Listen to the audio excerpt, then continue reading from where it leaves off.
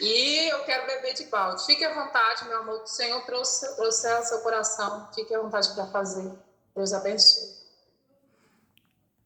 Amém, amém. Shalom, pastora Verônica. Shalom, os irmãos e as irmãs do Zoevix online, né? Mais uma vez, muito feliz de estar aqui com vocês e grata pelo convite. Muito obrigada por lembrar de mim, pastora Verônica. E a gente vai dar continuação a essa palavra que a pastora Verônica comentou sobre a Torá, né? A gente simplificando um pouco a Torá, simplificando um pouco o que é a Torá, né? Da última vez a gente falou já sobre isso, a gente vai dar uma continuação e no final da palavra, se a pastora Verônica permitir, e quem quiser fazer alguma pergunta, né? Às vezes as pessoas têm dúvidas, né? Beleza. Às vezes as pessoas têm dúvida e eu tinha muitas dúvidas, tenho ainda. E se eu souber responder, eu vou responder. Se eu não souber responder, eu vou pesquisar e depois eu respondo. Tá? Mas uma resposta vem. Amém? Então a gente vai iniciar falando das paraxás, né? A gente já falou da última vez que a Torá é dividida entre os 5 primeiros livros, né, que se chama Pentateuco. Vou trazer só recapitulando aqui, né, gente? O Pentateuco, 5 primeiros livros da Bíblia, é o Pentateuco que nós chamamos de Torá, tá? E é maravilhosa a Torá porque é o único livro da Bíblia que foi Hashem, que foi Deus que deu, né? Totalmente. Então é um livro bem metafísico e através de todos os 5 livros da Torá você consegue entender a Bíblia todinha, todinha, tá tudo escondido ali na Torá. Então quando a gente entende os mistérios da Torá, ainda mais aprendendo um pouquinho de hebraico, é muita coisa revelada, inclusive dentro do Novo Testamento, que se chama Brit Hadashah, tá? Na Bíblia judaica, inclusive, quando você compra a Bíblia judaica, e lá na Bíblia judaica tem exatamente falando, Torá, a paraxá tal, paraxá tal. São 54 paraxás, né, divididas entre uma por semana. E na Bíblia judaica, a Bíblia judaica completa, né? Não só a Bíblia judaica que só tem a Tanakh, a Bíblia judaica completa, ela dá lá uma referência do livro que é em relação no Novo Testamento. Isso é muito legal, porque eles já fazem o link, né, da Torá e o que está linkado já lá no Novo Testamento. Então você vê que realmente tem essas ligações todas. E a paraxá dessa semana é a paraxá Itro, né, Jetro, o sogro de Moisés. Então a gente vai falar um pouco disso, que é muito importante, mas principalmente é a paraxá onde Deus deu os 10 mandamentos para Moisés. Então, a Torá inteira, ela é extremamente relevante, mas essa parte dos 10 mandamentos foi uma das principais partes, né, da Torá. Deus deu as mitzvot, ele deu os mandamentos, né? E essas paraxás, essas 54 paraxás, elas são divididas em mandamentos, mitzvot, positivas e negativas, né? E somatizando 603 no total, que o povo judeu segue, mas muitas delas não tem como seguir, mais de 200 não tem como seguir, porque não tem templo mais, não existe mais o templo. Então, mas a maioria dessas mitzvot, o judeu segue. Mas o que é importante em relação à Torá? Desde Adão e Eva, Noé, daí veio o julgamento de Deus na terra, né? Inundou tudo. Ali, a primeira aliança, Brit, a aliança em hebraico se chama Brit, por isso que o Novo Testamento se chama Brit Hadashah, a nova aliança, né? Então, a primeira aliança que Deus fez na Torá foi com Noé, né? Dizendo, ó, vou matar todo mundo, mas a tua família vou salvar. Essa foi a primeira aliança dentro da Torá. Depois segue vida após Noé, aquela coisa toda, o povo se corrompeu de novo, veio lá a Torre de Babel, daí Deus confundiu o idioma, a língua das pessoas, né? Foi dividido esses idiomas, mas continuou, a Torá sempre existiu de forma verbal, né? Quando chega em Abraão, Deus faz uma nova aliança, uma nova brit com Abraão. Essa é a segunda aliança que Deus faz na Torá com Abraão. E depois ele fez uma última aliança justamente com Moisés e o povo, lá no Monte Sinai, depois que todo mundo passou. E o que é muito interessante a respeito dessa paraxá é que essa paraxá é uma das paraxás mais relevantes da Torá, porque foi a paraxá que Deus deu os 10 mandamentos, ou seja, ele deu a Torá escrita. Antes a Torá era só falada, né? O povo, quem sabia, só sabia de ouvir falar, comentando. Moisés sabia, Abraão sabia a Torá, Noé sabia a Torá, Adão sabia a Torá, era tudo passada verbalmente. Então, essa paraxá é extremamente relevante porque foi aonde Deus tirou da mente dele, vamos colocar no papel para entregar para o povo. E essa paraxá tem o nome de Jetro. E Jetro era um sacerdote pagão. Ele era um sacerdote de Midian, ele era um sacerdote de outros deuses, que não entendia Deus como um único Deus. Então, olha a relevância dessa paraxá, que deu um nome do que o judeu fala de gentil, o nome da paraxá, de um gentil, que deu a Torá. E a Torá foi entregue no deserto, ou seja, a Torá foi entregue numa terra que não era de ninguém. Então, todos esses detalhes, Deus fala também com a gente. Ou seja, a Torá não é só para o judeu, porque já veio da paraxá de um nome que não era judeu, de um gentil, que se converteu depois ele viu que realmente Deus era o único Deus, né? Ele largou os outros deuses e começou a servir o Deus de Israel, o sogro de Moisés, tá? Foi dada num local aonde não tinha a terra, ninguém era dono da terra, não era aquela terra pertencia àquele povo, não, no deserto, onde não tem expectativa de nada, ali Deus entregou. Então isso já fala no nosso coração, né? A Torá não é só para o povo judeu, a Torá é para todos, porque nesses detalhes a gente tem que se ater, que a paraxá vem de um nome de um cara que era totalmente pagão, que deu o conselho para Moisés, né? Moisés estava lá atribulado o dia inteiro resolvendo a causa do povo, e chega Jetro e fala: ô Moisés, você vai morrer desse jeito, vamos fazer uma Suprema Corte. Vamos separar os caras, uns juízes, uns advogados, vamos separar para você não ficar estafado. E você é o Supremo Juiz. Ele fez como se fosse uma Suprema Corte mesmo, né? Hoje existe. Os casos mais assim relevantes que o povo não conseguia resolver, daí sim levava até Moisés. Mas se não, eles resolviam eles mesmos. Então, isso quem deu esse conselho foi Jetro. E Moisés falou: esse conselho é muito bom. E Deus falou: esse conselho é muito bom. Então, Jetro era realmente um homem muito sábio.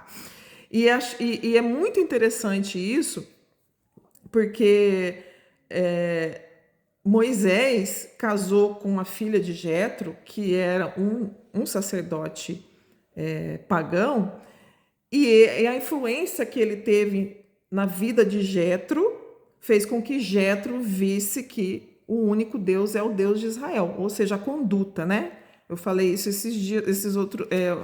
essa semana na live, que a conduta de Moisés fez com que Jetro mudasse a perspectiva de como ele via o Deus de Israel, porque Jetro era um sacerdote pagão que tinha poder e sabedoria, que fazia também milagres e maravilhas, né? Então, quando ele viu o que Deus fez para o povo e como Deus estava organizando o povo para entrar na Terra Prometida, ele veio contribuir dessa forma, que é maravilhoso. E é muito interessante, gente. Vou ler para vocês, tá? Lá em Êxodo 19, porque sabe que o Moisés subiu para pegar a Torá 3 vezes, né? Que o povo bagunçou 3 vezes, ele teve que subir 3 vezes. Então, a primeira vez que Moisés subiu e ele voltou com as leis, ele disse lá em Êxodo 19, versículo 8, diz assim, já Moisés falando com o povo, né? O povo todo em conjunto, tudo o que respondeu para Moisés, né? Tudo o que Adonai disse nós faremos. Então Moisés subiu, Moisés desceu, chamou os líderes, chamou todo o povo, reuniu todo mundo, falou lá os 10 mandamentos, as 10 palavras, e o povo todo, em unidade, respondeu: tudo o que Adonai disse, nós faremos. Isso lá em Êxodo 19, 8, tá? Êxodo 19, 8. Passando ali para Êxodo 24, já depois dos mandamentos, Moisés, então, Êxodo 19, 8, Moisés estava se preparando para fazer o que ele tinha que fazer, subir o monte e aquela coisa toda. Ele reuniu o povo e falou, ó, Deus vai dar mandamentos, vai dar as mitzvot, eu vou subir. E o povo falou, tudo que Adonai falar, nós faremos. Eles falaram isso em unidade, tá? Já no 24, Deus já tinha dado os mandamentos, de novo, Êxodo 24, 3, diz assim, Moisés foi e contou ao povo tudo que Adonai dissera, incluindo todas as regras. O povo respondeu com uma só voz: obedeceremos a cada palavra dita por Adonai. Ok? Na terceira vez, no mesmo capítulo, lá em Êxodo 24, versículo 7, diz assim: então ele pegou o livro da aliança e leu de forma que todo o povo ouvisse. E eles responderam: tudo o que Adonai falou, faremos e obedeceremos. Só que a diferença dessa parte, desse último versículo que eu te falei para vocês agora, ali em Êxodo 24, 7, é uma palavra que está em hebraico, que a gente não consegue ter esse entendimento se você não ler a palavra em hebraico. Nesse 24, 7, diz assim, tem uma palavra que se chama nishma. Então, ele pegou o livro da aliança e leu de forma que todo o povo ouvisse. E eles responderam. Nesse meio aí tem uma palavrinha chamada nishma. E daí tudo que Adonai falou, faremos e obedeceremos pela terceira vez. Só que essa palavrinha nishma é diferente. As 2 primeiras vezes que Moisés fez a mesma pergunta, falou a mesma coisa, e o povo falou, tudo que Adonai falar, nós vamos fazer e nós vamos obedecer. a Bíblia diz que eles falaram em unidade, eles falaram todos juntos. O que falar, nós vamos fazer. E essa palavra nishma, ela já não é uma unidade. Ela não tem essa unidade. Todo mundo falou o que Adonai falar, nós vamos fazer. Pela terceira vez, eles não falaram todos juntos. É como se eles tivessem falado individualmente, porque Nishma é um entendimento individual de Deus. Ou seja, na terceira vez que Moisés falou a mesma coisa, trouxe as palavras, trouxe os mandamentos, o povo já entendeu de forma diferente, porque a palavra de Deus diz que a nossa fé é individual, correto? Então, foi dessa forma que o povo entendeu. Cada um entendeu conforme a fé que eles tinham. Por isso que entrou essa palavra nishma. Não que eles estavam desunidos, não estavam se entendendo, mas daí cada um entendeu conforme a fé que estava no seu coração. Essa palavra nishma é exatamente isso. A terceira vez eles compreenderam que cada um vai entender a Torá conforme o que está dentro do seu coração. Que não vai todo mundo compreender a Torá da mesma maneira. Cada um vai entender a Torá conforme o que está dentro do seu coração. E isso faz toda a diferença quando a gente fala de Torá. Porque entre os cristãos... a Torá é uma teologia, e entre os judeus a Torá é uma lei. Então existe uma diferença de lei e teologia. E muitos cristãos não entendem a Torá como algo que permanece, só entendem que aquilo ali passou, Deus só queria ensinar, agora é outra coisa. E não, a base de toda a palavra de Deus está na Torá. E quando a gente pede para Deus dar essas revelações, Ele nos dá essa revelação. E a gente jogando toda essa Torá lá pro Novo Testamento, eu vou ler para vocês rapidinho, Mateus 5, Jesus falando, tá, gente? Mateus 5, 21. Mateus 5, 21. Jesus falando, ouvistes que foi dito aos antigos? Não matarás. Isso não é Torá, gente? Isso não é o que a gente acabou de ler lá, os 10 mandamentos? Não matarás, mas qualquer que matar será réu de juízo. Eu, porém, vos digo que qualquer que, sem motivo, se encolerizar contra seu irmão, será réu de juízo. E qualquer que chamar a seu irmão de raças... será réu do sinédrio, e qualquer que lhe chamar de louco será réu do fogo do inferno. Então, o que Yeshua está cotando aqui? A Torá, falando dos 10 mandamentos. Não está escrito, os antigos já não escreveram que a gente não pode matar? E Jesus está só reafirmando essa mesma palavra. De novo, lá no livro de Lucas, capítulo 18, versículo 20, Jesus de novo falando, gente. Sabes os mandamentos, sabem as mitzvot. Onde que tá as mitzvot, se não na Torá, gente? Então, essa é a importância da Torá. Sabes os mandamentos, não adulterarás. Aí ele já está dando outro mandamento, né? Primeiro ele falou lá, não matarás. Agora ele já está falando aqui, não adulterarás. E repetiu, não matarás. E falou, não furtarás. Não dirás falso testemunho. Honra o teu pai e a tua mãe. Jesus falando para o jovem rico, porque o jovem rico chegou para Jesus para falar com Jesus como que ele poderia ser salvo. E Jesus falou, você sabe os mandamentos que você precisa fazer para você ser salvo. Não pode matar, não pode adulterar, não pode roubar. Você tem que honrar o seu pai e sua mãe. Jesus só repetindo o que estava na Torá. Os 10 mandamentos. E pelo Novo Testamento todinho, Jesus fala sobre isso. Jesus afirma isso a todo tempo. Por isso, da importância da Torá. E a Torá, ela está lá desde de Gênesis a Apocalipse, oculta.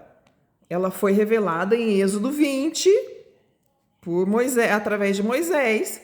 mas ela está em oculta. De Gênesis a Apocalipse, ela tá em oculta. Em Gênesis, quando Caim, já falei para vocês na outra reunião, Caim e Abel foram oferecer ofertas para Deus, eles estavam ofertando porque a Torá manda ofertar. A Torá manda ofertar. Então, eles foram fazer ofertas em alguma festividade, foram oferecer ofertas para Deus, e é onde aconteceu o primeiro assassinato. Mas não está lá escrito, né, Torá. Mas o comportamento que eles tinham, do estilo de vida deles, dava para perceber que eles estavam seguindo tempos e estações que estão na Torá. Certo? E lá a mesma coisa em Apocalipse. Porque se você abrir o livro lá em Apocalipse, Apocalipse 11, versículo 19, a visão de João, ele viu e diz assim: e abriu-se no céu o templo de Deus, e a arca do seu concerto foi vista no seu templo, e houve relâmpagos, e vozes, e trovões, e terremotos, e grande saraiva. Mas onde que está a Torá aqui, Amanda? O que tem dentro da arca, gente? Os 10 mandamentos, e um pouquinho de maná, e a vara de Arão. E ele viu a arca dentro do templo, no céu. Então, se ele viu a arca, dentro da arca tem os 10 mandamentos, o cajado de Arão e um pouquinho de maná. Isso quer dizer que a Torá também está lá no Apocalipse, está até no final. Então, essa é a importância da Torá, que as pessoas não conseguem, a maioria das pessoas não conseguem identificar. Mas Deus, chegou um tempo que Deus quer abrir os nossos olhos e quer que a gente tenha este entendimento. O tempo que se chama hoje, o dia que se chama agora, ele quer que nós tenhamos esse entendimento de que a Torá não é algo para ser esquecido. A Torá não é algo que nós não devemos estudar mais. Mas é muito chato, tem um monte de nome, um monte de lei, um monte de coisa, eu não consigo fazer isso, não consigo fazer aquilo. Eu não estou dizendo que a gente precisa cumprir os 613 mandamentos. Ninguém consegue fazer isso. Só que o que é mais importante da Torá são os 10 mandamentos. E os 10 mandamentos, para quem já tem um certo entendimento, os 5 primeiros mandamentos é Deus falando em obediência a Ele, né? Eu sou o teu Deus, não fará outros deuses, é tudo do homem para Deus. Os 5 primeiros mandamentos. Honra o teu pai e tua mãe, que fica assim no meio, porque Deus também é o nosso pai, então também temos que honrá-lo. E do 6º em diante é mandamento do homem para o homem, aqui na terra, né? Coisas terrestres. Não mata, não rouba, não adultera, não fale falso testemunho, não tenha inveja, né? Então, essa divisão que existe desses mandamentos, dos 10 mandamentos, não é algo impossível. Se o cristão de hoje não conseguir seguir nem os 10 mandamentos, então não é nem cristão. Pode passar para outra categoria, porque daí você já não é mais cristão, né? Tem que seguir pelo menos as mitzvot, os 10 mandamentos, que foi o que Jesus falou ali 2 vezes, acabei de ler para vocês, em Mateus e em Lucas, quando ele fala de mandamentos, ele se refere exatamente aos 10 mandamentos. Então, pelo menos esses mandamentos, nós temos que seguir à risca. E o 4º mandamento é o Shabá. Não tem como riscar o 4º mandamento e falar, não, isso aqui é para o judeu. É o Shabá, temos que fazer o Shabá. É o que esse ministério nos ensina. É o que os apóstolos nos ensinam, né? Que nós temos que fazer o Shabá, que o Shabá é para o povo, o Shabá é para todos e o Shabá é eterno. Assim como os mandamentos que foi dado para Moisés é eterno. Não foram extintos, né? Por isso que ele está de Gênesis, de Bereshit até Apocalipse. E para a gente concluir isso, eu vou ler para vocês Provérbios 3. Alguns versículos, depois quem puder ler todo em casa, tá? E diz assim, Provérbios capítulo 3, diz assim: meu filho, não se esqueça de meus mandamentos, minhas mitzvot. Mantenha minhas ordens em seu coração e serão adicionados a você muitos dias, anos de vida e paz. Não deixe que a graça e a verdade o deixem. Amarre-o ao redor do seu pescoço e escreva-os na tábua do seu coração. Então você ganha favor e estima aos olhos do Eterno e do povo. Confie em Adonai de todo o seu coração. Não dependa do seu próprio entendimento. Em todos os seus caminhos reconheça-o e ele os corrigirá. Não seja vaidoso com sua própria sabedoria, mas tema Adonai e se afaste do mal. Isso trará saúde para o seu corpo e força para os seus ossos. Eu li até o versículo 8, tá? Ali de Provérbios 3. Sabedoria de Salomão, que era um dos homens mais sábios da época dele, né? Então, de Adão até Yeshua, até o último dos discípulos, que foi João, existe Torá, existe mitzvot, existe os mandamentos. Nunca foram extintos e nunca serão até a volta de Yeshua, tá? E para finalizar, como a gente estava falando de Provérbios, que é sabedoria de Salomão, eu quero deixar um testemunho que não é meu, mas é uma história verídica que aconteceu aqui em Nova York, em relação à sabedoria que a Torá tem, que a Torá nos dá. Quando a gente começa a ler, entender a Torá, mas isso só está na Torá? Não, está na Bíblia toda, mas a Torá existe algo especial em relação a esses 5 livros que quando você começa a estudar, ele te abre um entendimento sobrenatural. É um entendimento sobrenatural. As coisas da Bíblia se transformam, as palavras da Bíblia se transformam. Por isso que os rabinos têm um entendimento maior da palavra de Deus, por isso que os rabinos conseguem interpretar melhor a palavra de Deus, porque eles focam na Torá. Ainda os rabinos messiânicos, que são os que acreditam em Yeshua, conseguem ter um entendimento ainda maior, porque eles acreditam em Yeshua e eles colocam a Torá dentro da Bíblia toda, assim como nós fazemos hoje, tá?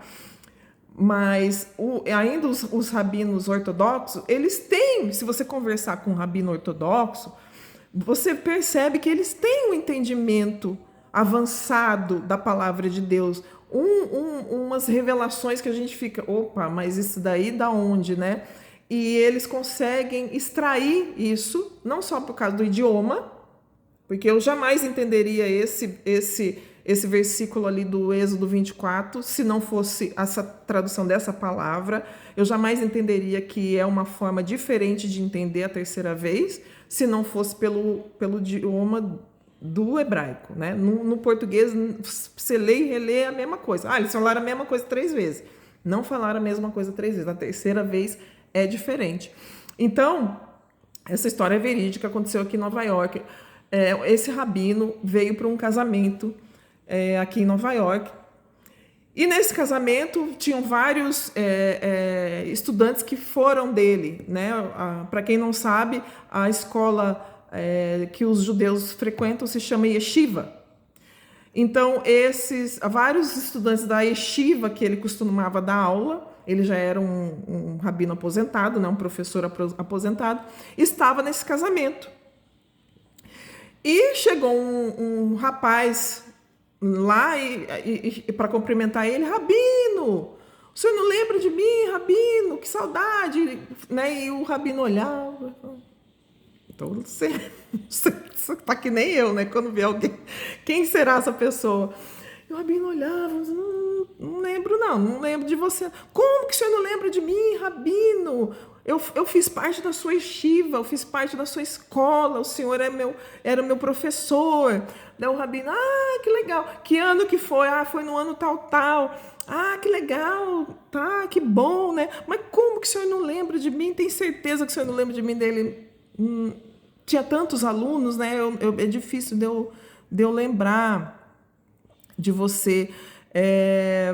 Teve alguma coisa? O que você faz hoje? Ele falou, eu sou rabino também, igual o senhor, porque o senhor me inspirou para ser rabino também. E o rabino, ai, que bom que você é um rabino, não sei o quê. Mas tem certeza que o senhor não lembra de mim? E o rabino, não me lembro. O senhor não lembra daquele episódio do relógio? Daí o rabino, do relógio? Ah, eu lembro do episódio do relógio. E o rapaz, então, rabino, do episódio do relógio, era a minha sala, era aquela sala que eu estava. Daí o rapaz começou a contar o episódio para trazer a lembrança do rabino, né? Então, rabino, lembra que teve um aluno que chegou na sala com um relógio todo lindo que o pai dele deu e se gabando do relógio. Ó, o relógio que meu pai me deu, papapá, papapá. E na hora do intervalo, ele tirou o relógio e colocou o relógio na mesa e foi. Eles foram para o intervalo, foram fazer o lanche, o que seja. Quando eles voltaram, o relógio não estava mais lá. O relógio tinha sumido. Daí o menino falou assim, rabino, o meu relógio que eu deixei aqui em cima da mesa sumiu. Daí o rabino, como sumiu? Como sumiu? Não, sumiu, deixei aqui em cima da mesa e a gente foi fazer o lanche e agora não está mais, eu tenho certeza. Mas você tem certeza que você deixou? Tenho certeza, rabino, deixei aqui, o relógio sumiu. Daí o rabino, então vamos fazer o seguinte, o relógio sumiu e nós vamos ter que passar uma revista para saber quem pegou o relógio. E o menino começou a suar frio, né? Meu pai amado, é agora. Peguei o relógio, agora vamos passar a revista, vamos saber que eu que roubei o relógio. E o rabino falou, ó, faz aí todo mundo uma fila indiana aí, todo mundo um atrás do outro, e eu vou passar em revista. Só que é o seguinte, todo mundo faz a fila e fecha os olhos. Eu quero que todo mundo feche os olhos. Ninguém pode abrir o olho. E eu vou passar em revista. E o rabino foi, eles fizeram a fila, e o rabino foi passando em revista, né? Checando os bolsos dos meninos, até que achou o relógio. Daí ele pegou o relógio, colocou no bolso dele e foi passando em revista em todo mundo. E daí o rabino falou, ó, tá aqui o relógio. Achei. Daí o rapaz, não, mas o senhor não vai falar quem pegou o relógio? Ele falou, não vou falar. Não vou expor o aluno, não vou falar, e aquela coisa toda. Daí o rapaz falou assim, eu sou muito grato, rabino, porque o senhor não me expôs, não me fez passar vergonha aquele dia, o senhor achou o relógio no meu bolso e o senhor nunca me expôs. E é por causa dessa sua atitude, rabino, que eu me tornei um rabino. O senhor pegou o relógio, devolveu para o rapaz e eu fiquei tão envergonhado, eu nunca mais, eu me arrependi muito, pedi perdão para Deus.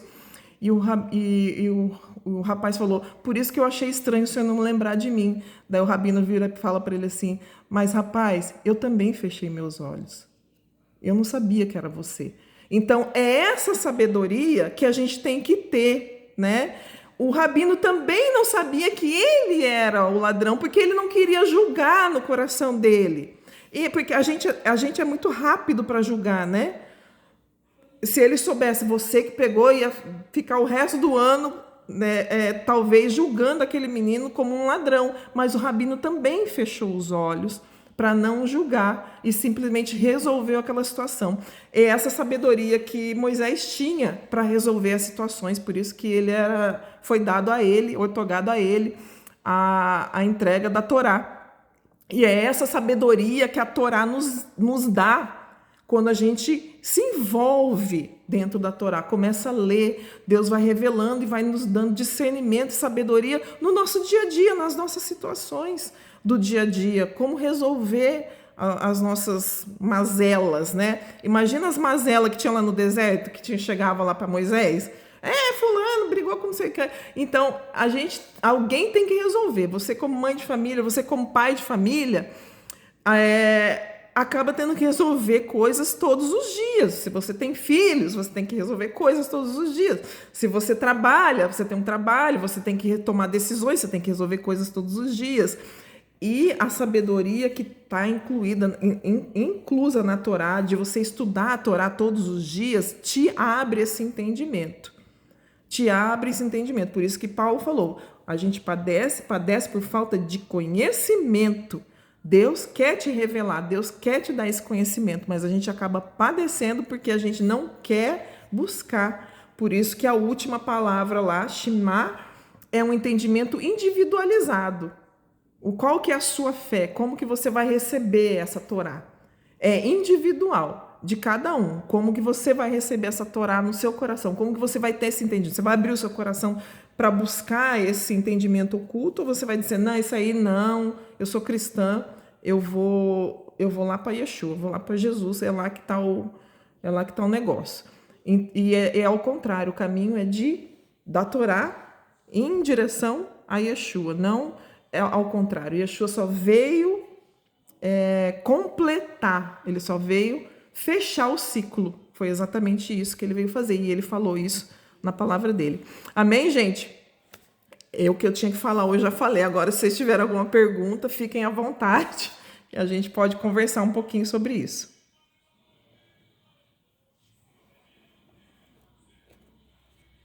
Shalom.